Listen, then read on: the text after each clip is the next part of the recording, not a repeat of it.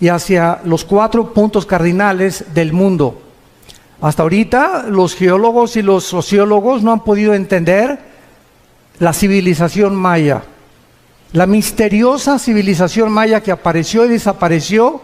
No saben cómo, no saben por qué, pero cómo es posible que los mayas hace 3.500, 4.000 años, sin telescopio, sin calculadora, sin computadora, hayan podido calcular el año de 365 días, el año lunar, y haber podido tener las investigaciones astronómicas que hasta que Galileo Galilei, 1620-25 más o menos, comenzó a hacer experimentos con los primeros telescopios, los mayas hayan podido tener conocimientos avanzadísimos, cuando la mayor parte de los historiadores dicen que venimos del hombre de Cro-Magnon, del hombre de Pekín, del hombre de Neandertal, que venimos de los changos y que venimos evolucionando, cuando estas evidencias históricas nos demuestran que hace 4.000 años, 4.500 años, eran muchísimo más inteligentes que nosotros.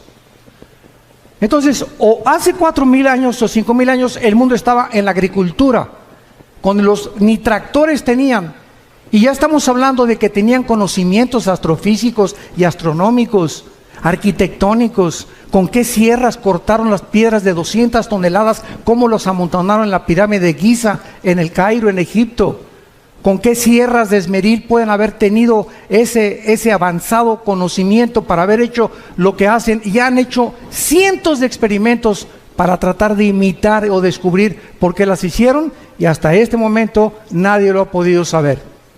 Pero cuando abrimos este libro, nos damos cuenta que mientras más nos acercamos al final de la consumación de la historia humana, más luz el Espíritu Santo nos va a revelar acerca de lo que ya está aquí escrito, pero no lo podíamos entender.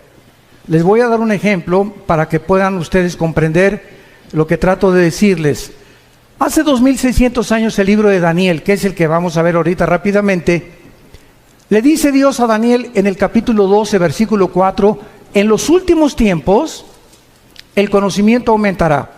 Pero fíjense lo que le dice Dios a Daniel: sellar es poner un candado. Sella esta profecía y van a pasar 2600 años y nadie la va a entender. ¿Por qué? Porque es hasta los últimos tiempos.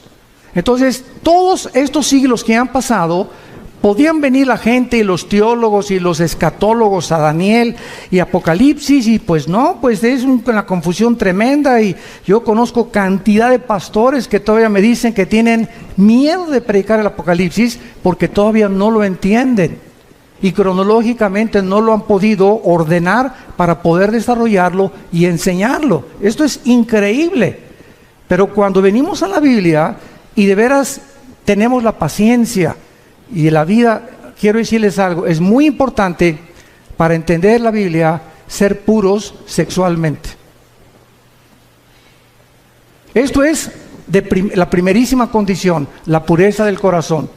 Nuestra vida tiene que estar limpia por dentro, nuestra alma, para que el Espíritu Santo no tenga ningún estorbo en revelar a mi mente y yo no tenga imágenes de pornografía, ni estar pensando con otra mujer que no es mi esposa, etcétera, etcétera. El Espíritu Santo es más sensible que una paloma, por eso se le compara con una paloma.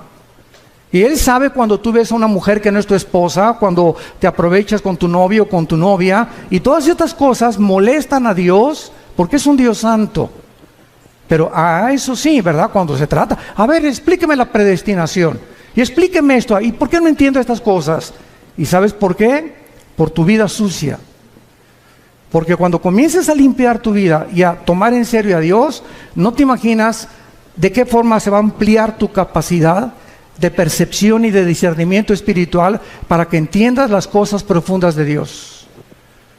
En uno de los salmos dice la Biblia: al pueblo Dios le dio a conocer sus obras, a Moisés sus caminos. Qué tremendo está esto. O sea, el pueblo vio cómo cayó agua en el desierto, cómo cayeron codornices, cómo pudieron ser sostenidos en un desierto sin nada, y lo único que el pueblo quería era ver milagros, milagros, milagros, milagros.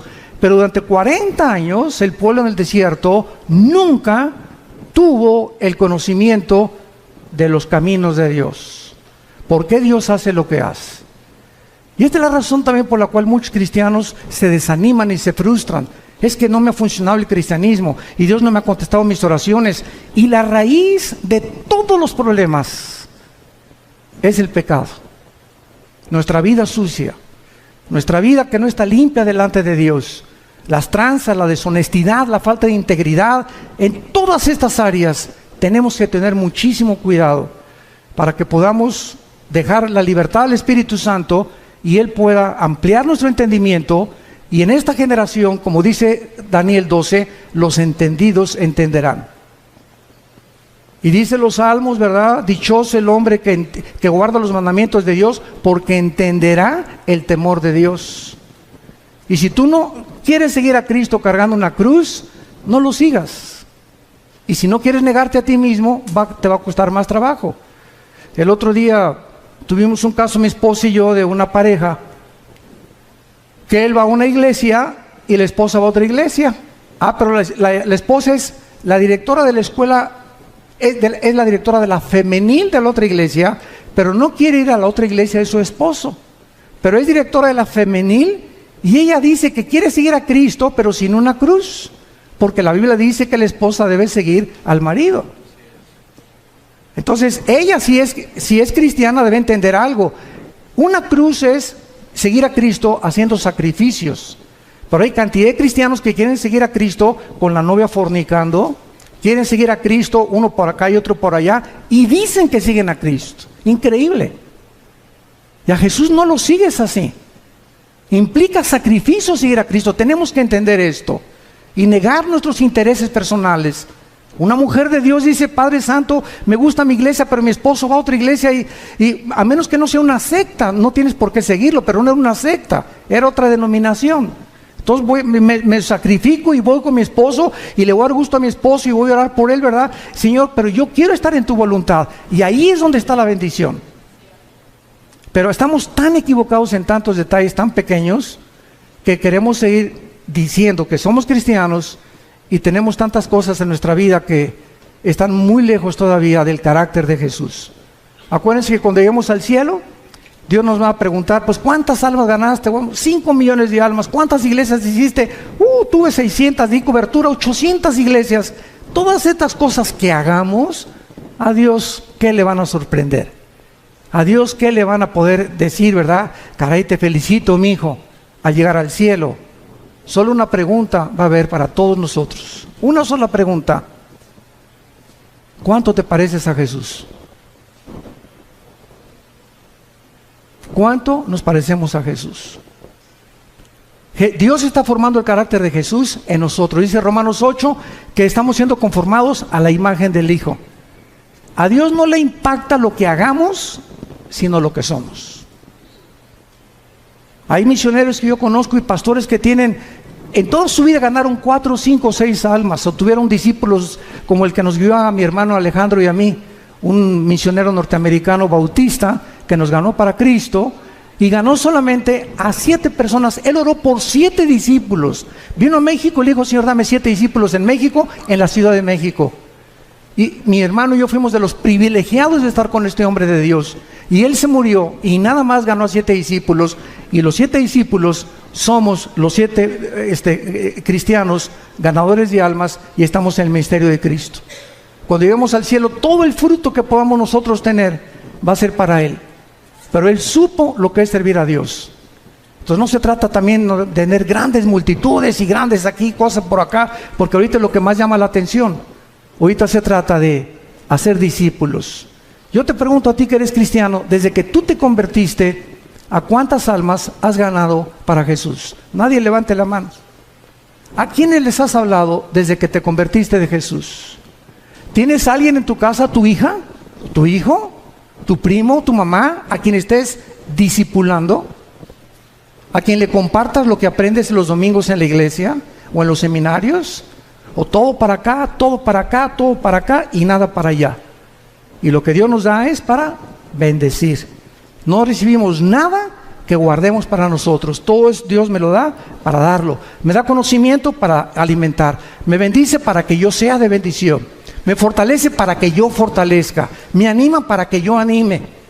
Nunca nos quedamos con nada, porque es cuando comenzamos a vivir para nuestros propios intereses. El anticristo va a ser la personificación de la maldad, la obra de arte de Satanás. Dice en el libro de Daniel capítulo 8 versículo 23, y al fin del reinado de estos, está hablando de Babilonia, el actual Irán, que Babilonia es Irak, lo vamos a ver ahorita, Irak, Irán, Grecia y lo que fue el antiguo Imperio Romano. Cuando terminaran estos 4 naciones y desaparecieran del mapa, y volviera otra vez el anticristo a resurgirlas otra vez y a revivir el antiguo imperio romano y el imperio griego para que el anticristo pueda preparar su entrada, dice la Biblia que cuando los transgresores lleguen al colmo, se manifestará un rey altivo de rostro, entendido en enigmas.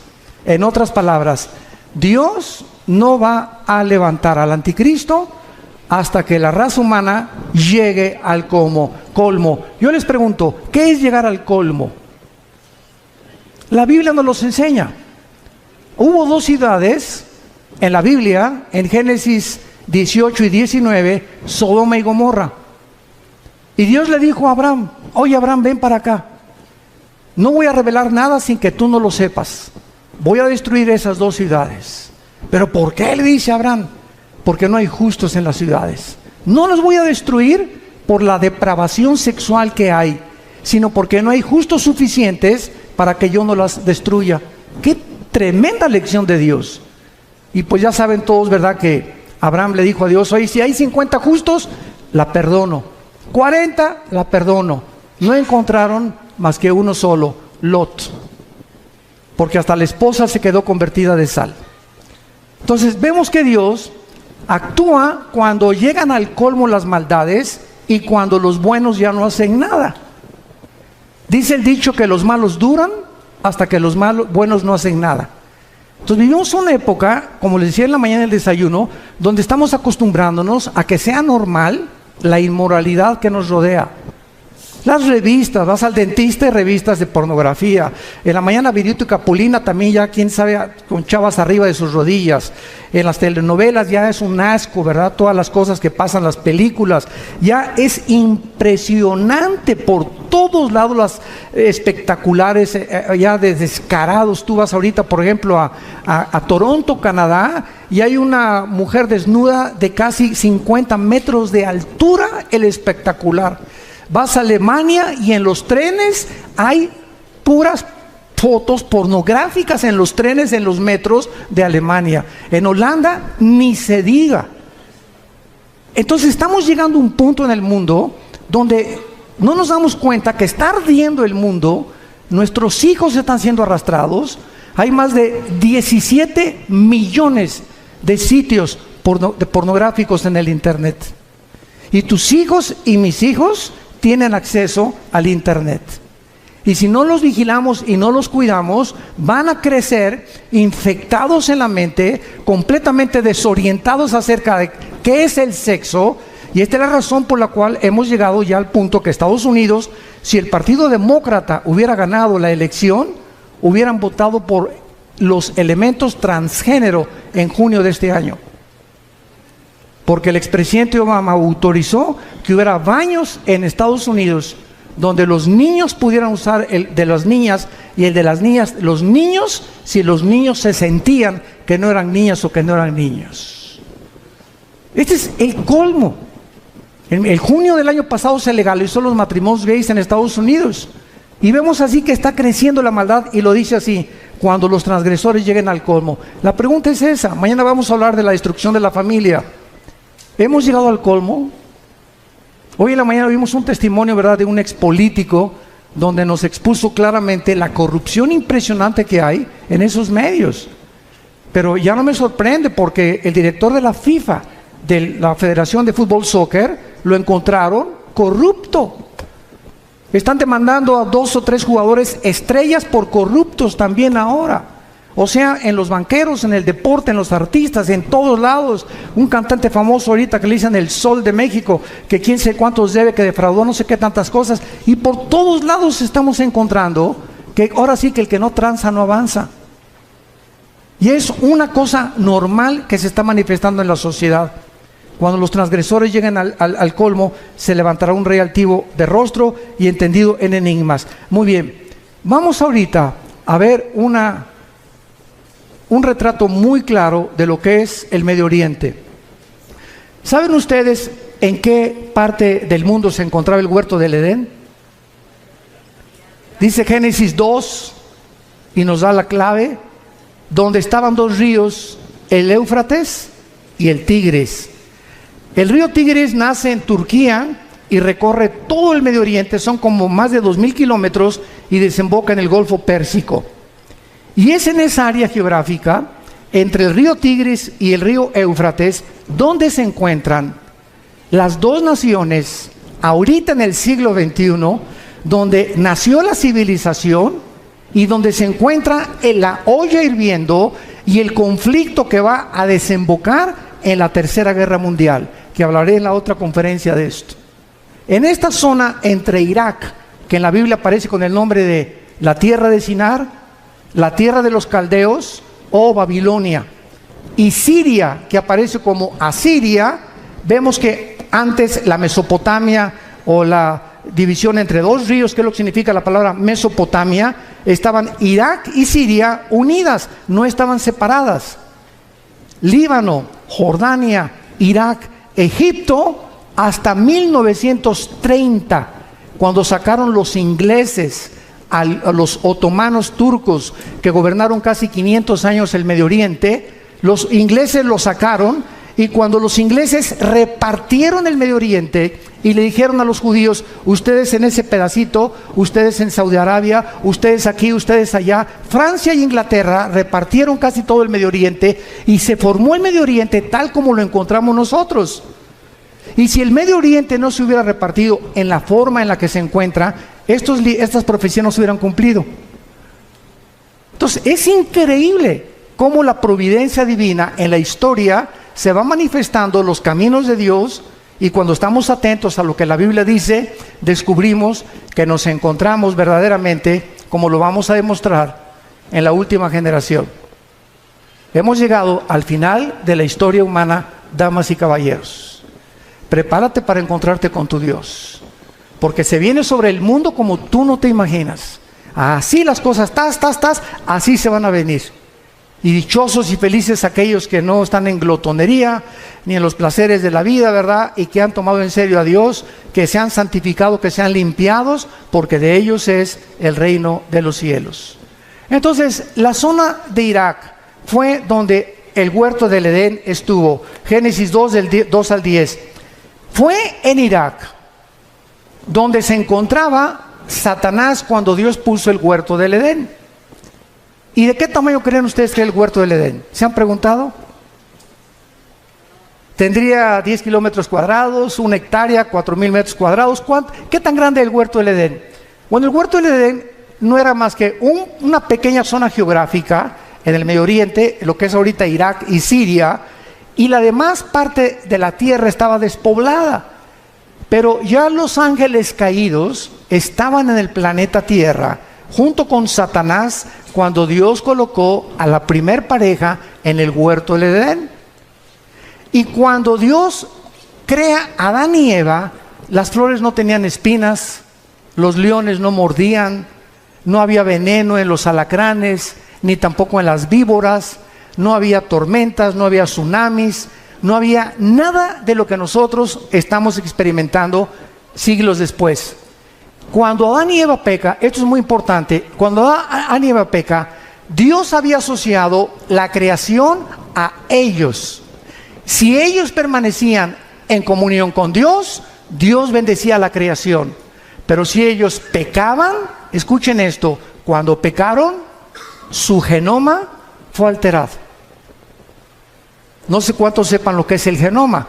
Fue el proyecto con el cual terminó el siglo XX el presidente Clinton, y el doctor Collins, que es la investigación del ADN o del ácido desoxirribonucleico que se encuentra en cada una de las células.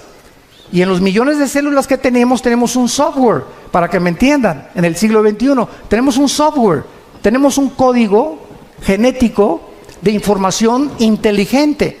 Y en cada célula de mi cuerpo se encuentra toda la información de cómo soy, de cómo eres. Tu tamaño de estatura, tu pelo, tus ojos. Venimos heredando desde Adán. Los hombres el cromosoma Y, que las mujeres no lo tienen. Las mujeres tienen cromosoma XX, nosotros tenemos cromosomas XY. Y esta es la razón por la cual hasta 1860, cuando Gregorio Mendel descubre las leyes de la herencia, que entiende por qué José no podía meterse con María para que naciera el Hijo de Dios. Pasaron 2000 años.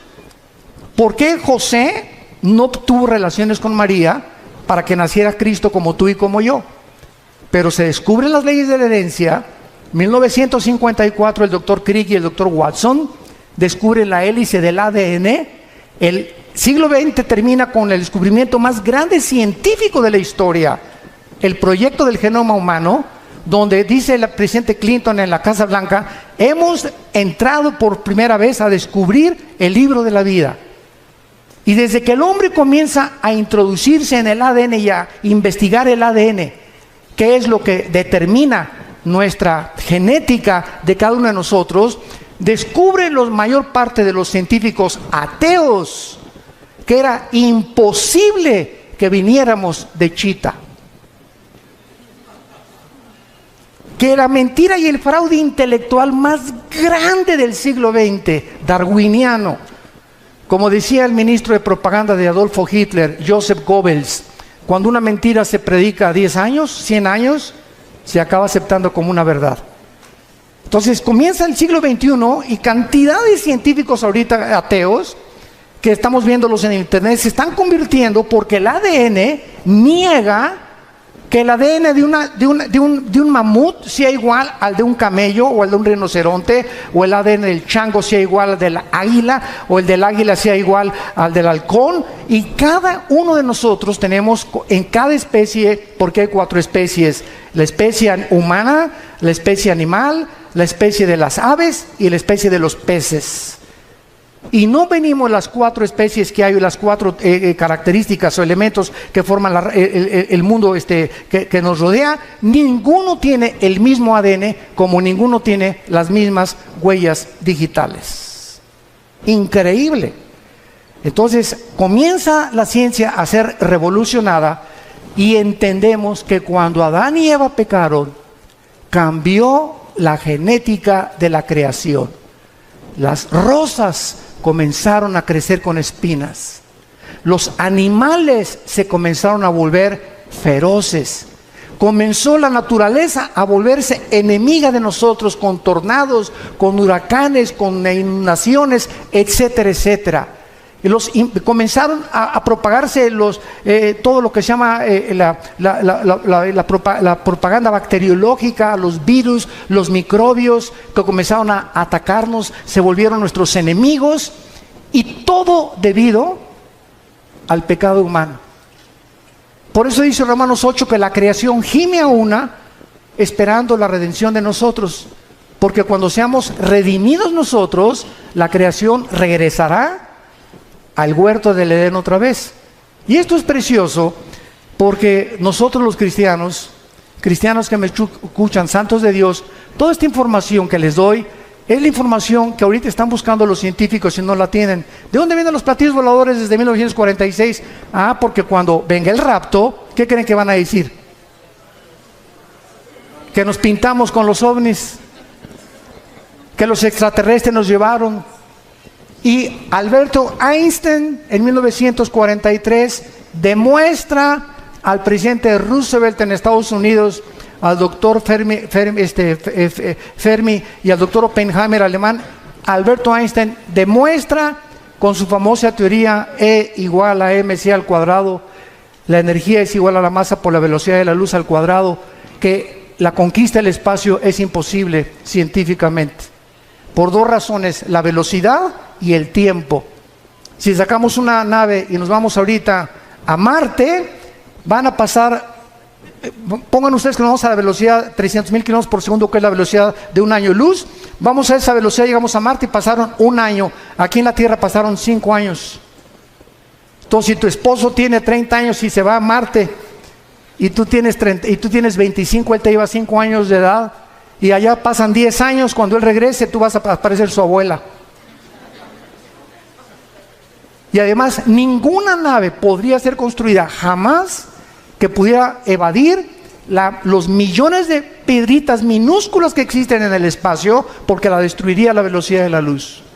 Así que todas esas, yo le llamo marihuanadas, de que la guerra de las galaxias y por aquí, por allá, etcétera, etcétera, son los pininos y la imaginación, porque, ¿verdad? Julio Verne, Walt Disney, no se puede detener la imaginación humana. Pero ya la Biblia lo decía en Hechos 17 también, cuando Pablo les predicó a los filósofos en Atenas, que Dios hizo el cielo y la tierra y fijó los límites de habitación del ser humano. Entonces, todo lo que está pasando ahorita en el mundo está siendo preparado para la culminación del último acto de Dios. Y Dios no quiere que ni tú ni yo estemos desapercibidos y que no nos agarre como ladrón en la noche, porque vendrá así. Y si llega la oportunidad a tu vida y Dios te quiere usar para algo en este tiempo y tú no estabas listo, no estás preparado, has estado jugando con Dios en los últimos meses, últimos años, la oportunidad no te vuelve a venir. Dios no necesita a ninguno de nosotros. Nadie somos indispensables. Se brinca y Dios agarra a Pepe, o agarra a Carmelita, o a Lupita, o a Juan, pero Dios termina su plan. Nos da el privilegio que seamos nosotros los que le sirvamos. Aprovechémonos de este privilegio. En tercer lugar, ahí fue en Irak donde cayó el ser humano. En cuarto lugar, ahí fue en Irak donde se profetizó, Génesis 3:15, la primera profecía de que el Mesías destruiría a la semilla de Satanás, y la semilla de Satanás bloquearía el nacimiento de la Virgen María, que sería Jesucristo. En quinto lugar, ahí se ilustró el primer evangelio, Génesis 3:21, cuando Dios viste al hombre. Es el primer evangelio predicado en imágenes. Es Dios el que nos cubre. Tiene que haber sangre derramada, porque sin derramamiento de sangre no hay remisión de pecados, y es Dios el que toma la iniciativa para salvarte y para salvarme. En esta área geográfica fue la primera rebelión contra Dios, la Torre de Babel, Génesis capítulo 11. En esta tierra Dios llamó a Abraham, de acuerdo a la Biblia, Irak y Siria. Apocalipsis 9, la quinta trompeta. Están atados los 4 ángeles más crueles y sanguinarios de toda la humanidad. Ahí donde está ahorita Irak y Siria, la guerra civil de Siria, y donde está el conflicto estrellando o con la conflagración entre el oriente y entre el occidente. Ahí se encuentra la actividad demoníaca más grande de la historia. Ya no es el Teposteco aquí en México, ni Veracruz, ni Catemaco, Veracruz. Es ahí entre Irak y Siria, donde desde la guerra del Golfo Pérsico todo el mundo volteó sus ojos. Antes de la guerra del Golfo Pérsico, 1990-91, yo le pregunté a un grupo de estudiantes que si sabían dónde estaba Irak. ¿Saben qué me contestaron? Que qué clase de medicina era esa, que si era un nombre de una medicina. O sea, eran zonas que ni siquiera consideraban, ni siquiera yo les dije en un mapa, pon un dedo, dime dónde está Irak. No lo podían localizar ningún estudiante del tercer grado de teología. Me reservo el nombre del seminario. Pero era increíble. Y desde el 90 hasta nuestros días, pues ya todo el mundo sabemos, ¿verdad? Que Irak, ¿verdad?, está junto a Israel, junto a Jordania, ¿verdad?, junto a Siria, etcétera, etcétera. Pero es el área donde ahorita la atención mundial se ha concentrado. Y el punto al que quiero llegar es el siguiente. De esta zona geográfica, entre Irak y entre Siria, saldrá el anticristo. Ahorita regresamos a Daniel, vayamos a Génesis 49. Y vamos a ver con mucho detenimiento lo que en los últimos años se han tratado de especular acerca del origen del anticristo. Lo único que sabemos o que se sabía, sin haber profundizado la Biblia, hasta hace, me acuerdo yo, 25 años, yo desde que me convertí, no sé cuántos de ustedes sepan, ¿verdad? Pero el primer mensaje que yo prediqué en mi vida, hace 40 años, fue sobre la tribulación. O sea, desde que comencé a predicar, Dios me trajo a la profecía y a la apologética, que es la defensa de la fe. Son las dos áreas de ramas de la teología donde me he especializado más, en la profecía y en la defensa de la fe, la apologética. Y desde que comencé a estudiar la Biblia, pues fue algo, ¿verdad?, que yo sentí que era un llamado que Dios me daba para profundizarme en la profecía. Y a través de todos estos años, pues me metí, yo he predicado 3 veces todo el libro de Apocalipsis, versículo por versículo. Lo pueden conseguir, son 100 conferencias, versículo por versículo, los 22 capítulos. Pero lo he predicado 3 veces, pero lo he grabado 3 veces, pero lo he predicado como 6 o 7 veces en toda mi vida que llevo de cristiano. Y cada vez que lo predico encuentro algo diferente. Y cada vez que predico tengo más luz. Y cada vez que predico a la luz de los descubrimientos científicos que están sucediendo en el mundo, como lo de la genética, como el proyecto Genoma Humano, etcétera, etcétera, entiendo más por qué hace 2000 años el apóstol Juan en Apocalipsis dijo que el anticristo marcaría con el 666 a la humanidad. ¿Cómo podría ser posible si no se hubieran inventado las computadoras? ¿Cómo podíamos ser posible que en el capítulo 11 de Apocalipsis, cuando se maten a los 2 testigos, dice que todas las tribus y todas las lenguas verán al mismo tiempo el mismo evento? ¿Cómo podría ser posible si no se hubieran inventado los satélites de comunicación en los 70 del siglo pasado? Entonces todo va cobrando sentido conforme la ciencia va aumentando y nosotros decimos, ¿verdad?, la Biblia tenía razón. Hasta que se descubre la genética, se entiende por qué María no podía tener relaciones con José. Porque si José se hubiera metido con María, el esperma Y, el cromosoma Y del varón, viene infectado desde Adán, porque nosotros transmitimos el pecado. La mujer es la receptora, nosotros traemos la semilla, los varones. Si José se mete con María, Cristo nace como naciste tú y como nací yo, en pecado. No hubiera podido pagar por nosotros. Tenía que nacer con un cromosoma que fuera el Espíritu Santo, el que fertilizara el óvulo o las 2 X de los cromosomas de María, para que Dios pusiera el cromosoma Y de una forma divina y el Hijo de Dios naciera hombre y naciera Dios también. Todas estas cosas las comenzamos a comprender gracias a los descubrimientos de la ciencia. Y cuando la ciencia descubre algo, la ciencia dice, la Biblia se nos adelantó. Y la Biblia es más moderna que el periódico Mañana en la Mañana.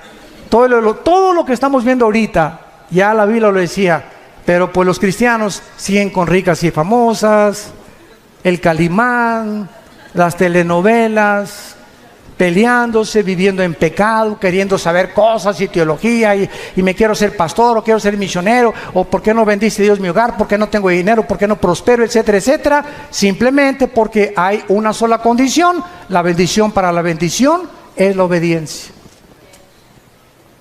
No hay más, así de sencillo. Tú obedece este libro y obedece lo que Dios te dice, no te imaginas, no tienes la menor idea de cómo Dios te va a bendecir. En Génesis 49 dice el versículo 16 y 17 una profecía que hizo Jacob antes de morir. Dan juzgará a su pueblo. Dan era una tribu, como una de las tribus de Israel. Será Dan serpiente junto al camino, víbora junto a la senda, que muerde los talones del caballo y hace caer hacia atrás al jinete. Muy bien, de acuerdo a esta profecía, hace 25 años, yo estuve de acuerdo también. Y de acuerdo a Daniel 11, 35 y 36, que dice que el anticristo del amor de sus padres no hará caso. Y de muchas otras que parecen que el anticristo sería judío. Resulta que comenzamos a escarbar más la Biblia. Como vayamos ahora a Isaías capítulo 10, rápidamente, Isaías 10. Y comienzan a surgir la otra línea de comprensión de que al anticristo se le llama más de 10 veces en el Antiguo Testamento el asirio. El asirio, o sea, de la región geográfica donde se encuentra ahorita ISIS, el grupo terrorista radical islámico, ISIS. Dice así en Isaías capítulo 10, versículo 5, oh Asiria, vara y bácula de furor en tu mano he puesto mira. Le mandaré contra una nación pérfida y sobre el pueblo de mira, o sea, Israel, para que quite despojos, arrebete presa, Versículo 12, ojo. Pero acontecerá que después que el Señor haya acabado su obra en el monte de Sión y en Jerusalén, ¿ya la acabó? Todos estamos de acuerdo, ¿verdad? Dios no ha terminado con Israel, no ha acabado su obra con ellos. Después que Dios acabe su obra, castigará el fruto de la soberbia del corazón del rey de Asiria y la gloria y la altivez de sus ojos. Y así ya no me da tiempo de ver todos los versículos, como en Miqueas 5, del 2 al 6, donde también se menciona al asirio viniendo contra Jerusalén en los últimos tiempos. Y entonces hay esto cuando estudiamos teología. Por un lado, hay profecías que ponemos en la balanza, que parece que el anticristo iba a ser judío.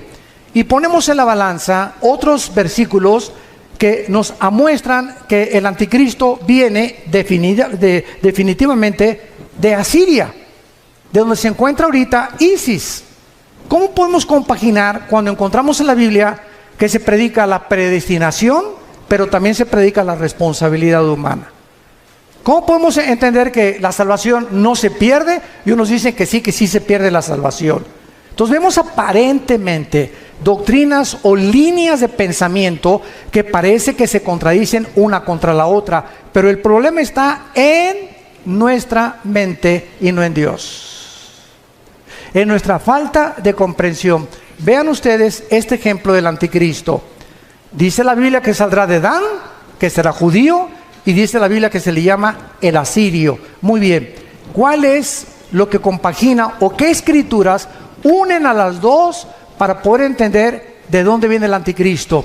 En el año 700 antes de Cristo, apúntalo, o sea, hace 2700 años, los asirios se llevaron cautivas a las 10 tribus de Israel. 100 años después, Nabucodonosor, en el año 585 antes de Cristo, 100 años después, vino y se llevó a las últimas 2 tribus.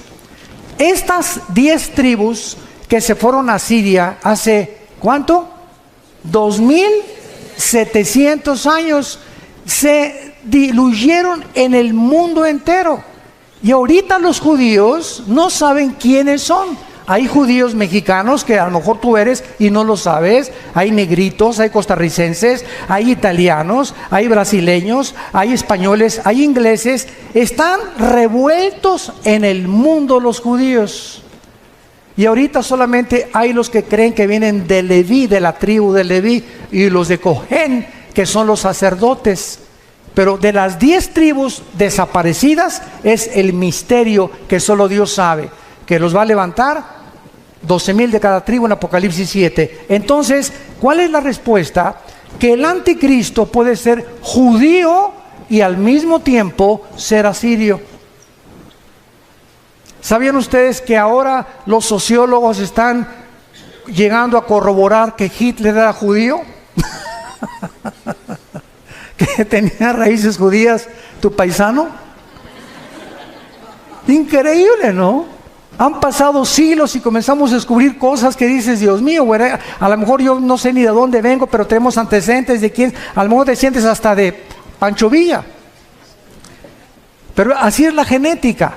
Entonces el anticristo, ¿verdad?, surge geográficamente de Asiria, y es lógico, ¿verdad?, que también haya sido perteneciente a una de las tribus de los judíos, que es la tribu de Dan. Ahora, cuando este líder de ISIS declaró que querían establecer el califato en todo el Medio Oriente y borrar la frontera entre Irak y entre Siria para establecer el califato. La palabra califa significa el sucesor en el idioma del Islam. Entonces los califas eran los que decían que eran sucesores directos de Mahoma. Y el musulmán está dividido en dos ramas, en los sunnis, que son el 85%, ISIS es suní, y los chiitas, que son el 15% que viven en Arabia Saudita y en Irán. Y casi todo el Medio Oriente son sunnis, son los que controlan y matan a sus hermanos chiitas porque dicen que son los únicos sucesores de Mahoma. Entonces, este conflicto que está ahorita en el Medio Oriente es precisamente el que va a pavimentar la próxima guerra para que salga el anticristo, como lo mencionamos en esta mañana. El anticristo tendrá poderes sobrenaturales satánicos. Vayamos rápidamente a Apocalipsis capítulo 13 y veamos lo que el apóstol Juan menciona acerca del poder impresionante que el anticristo tendrá, y algo muy importante que les quiero compartir. La mayor parte del mundo cree que el anticristo va a gobernar el mundo entero. ¿Por qué? Porque aquí en Apocalipsis hay un versículo que dice que estará sobre todo tribu, lengua y nación. Pero lo mismo se dijo de Nabucodonosor en su tiempo. Y era tribu, lengua y nación del tiempo en que Nabucodonosor vivió y de la nación de Babilonia. Alejandro el Magno se menciona que también abarcó el mundo entero conocido. ¿Cómo sabemos que el anticristo no va a gobernar todo el mundo?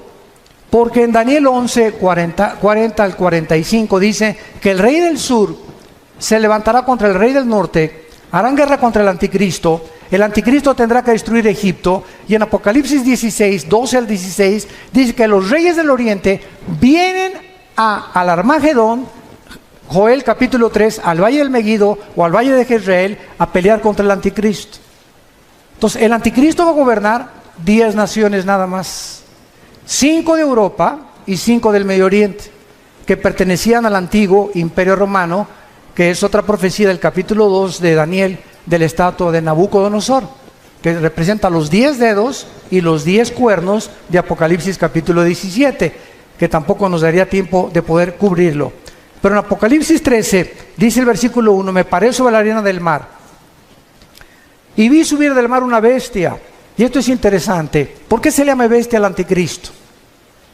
Si ustedes han estudiado Daniel, capítulo 7 y capítulo 8 de Daniel, dice la Biblia: vi a 4 bestias que se levantaron. Una era como un oso, la otra era como un leopardo, la otra era como un león, que son Babilonia o Irak, que son Persia, que es Irán, y que es Grecia. El leopardo, las conquistas de Alejandro el Magno. Pero cuando se descubre la 4ª bestia, no hay un nombre que el Espíritu Santo haya podido definir o adjudicarle al 4º imperio, que es el del anticristo, más que una bestia terrible.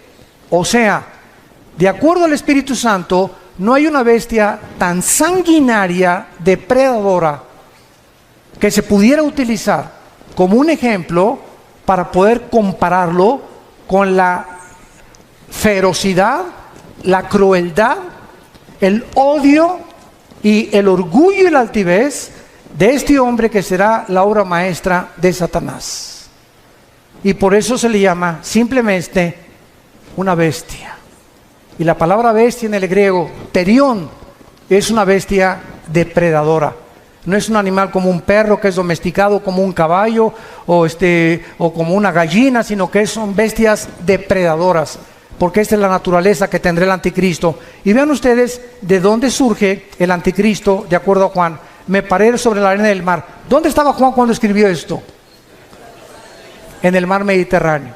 De esa zona del mar Mediterráneo es donde el anticristo va a surgir, no de México, de Querétaro menos. Ni de Inglaterra, ni de Italia, ni de Alemania, ni de Brasil, ¿verdad? El anticristo va a surgir del área geográfica donde ahorita, en el siglo XXI, se encuentra Irak y Siria. De esa área en la que está a punto de estallar una guerra, una vez que esta guerra explote, él saldrá de las ruinas a tratar los tratados de paz, a ofrecer maravillas de soluciones a la pobreza, a los problemas entre los árabes y los judíos, a los problemas bancarios, a los problemas de la economía, y el mundo se quedará absorto ante la inteligencia y los poderes sobrenaturales del anticristo. Dice en el versículo 5, también se le dio una boca que hablaba grandes cosas y se le dio autoridad para actuar. ¿Cuánto? 42 meses, que equivalen a 3 años y medio. Es todo lo que el anticristo va a gobernar. Los primeros 3 años y medio de la tribulación será para consolidar su reino y su imperio, y los últimos 3 años y medio será para poder pelear y tratar a través de la fuerza y de la violencia y de comprar y de corromper a muchos reyes y gobernantes del mundo su imperio, y tratar de gobernar el petróleo en el Medio Oriente, porque debajo de Irak, de Arabia Saudita y de Irán se encuentra el 65% de las reservas petroleras del mundo entero. No nos extrañe por qué el Armagedón, que es lo que vamos a hablar después de esta conferencia, la Tercera Guerra Mundial, ahí se van a juntar, porque ahí es donde está el petróleo y es el oro negro, y el que controla eso va a controlar el mundo entero también. Y dice en el versículo 17 de Apocalipsis 17, y que ninguno pudiera comprar ni vender, sino el que tuviera la marca o el número de la bestia o el número de su nombre. Aquí hay sabiduría. El que tiene entendimiento, cuente el número de la bestia, pues es número de hombre y su número es 666. ¿Saben ustedes qué es la gematría? Apúntalo, gematría. Es la rama de la teología que estudia el valor de los números en las letras hebreas y griegas.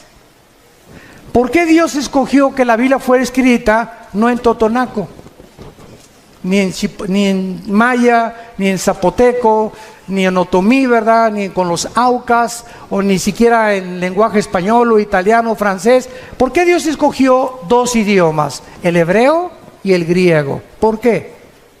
Dios lo que hace, lo hace con un propósito sabio siempre detrás, porque el hebreo y el griego son los 2 únicos lenguajes que cada palabra tiene un valor numérico.